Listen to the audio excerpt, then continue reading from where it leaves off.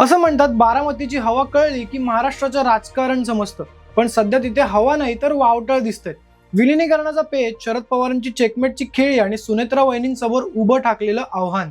नक्की मॅटर काय आहे? राष्ट्रवादीच्या विलिनीकरणाची चर्चा सध्या थंड वाटत असली तरी पडद्यामागे काहीतरी भलतंच शिजतंय. सुनील तटकरे आणि प्रफुल्ल पटेल यांच्या संकेतांकडे नीट लक्ष दिलं तर समजतंय की ही फक्त घाई नाही तर पक्षावर ताबा मिळवण्याचा एक मास्टर प्लॅन आहे. पण शरद पवार इतक्या सहजासहजी आपली पॉवर सोडतील का? त्यात मतदान सुरू असतानाच नवीन ट्विस्ट आला. योगेंद्र पवारांनी 2029 साठी आतापासूनच तंबू ठोकलाय. म्हणजे लढा फक्त आजचा नाही तर पुढच्या 5 वर्षांचा आहे. तिकडे रोहित पवारांनी तर थेट अजित पवारांची मुख्यमंत्री होण्याची संधी कशी हुकली यावर बोट ठेवून जुनी जखम ताजी केली. सगळ्यात मोठी चर्चा अशी असेल तर ती शरद पवारांच्या त्या कथित मेसेजची. अजित माझा होता पण आता माझी जबाबदारी नाही.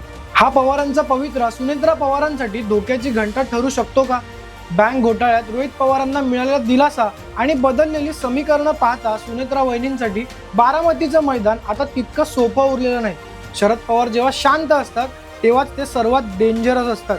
पवार कुटुंबातील ही लढाई खरंच वैचारिक आहे की मतदारांना संभ्रमात टाकण्यासाठीची एक मोठी राजकीय खेळी? कमेंट्समध्ये नक्की सांगा आणि अशा महत्त्वाच्या अपडेटसाठी सबस्क्राईब करा जबरी खबरी.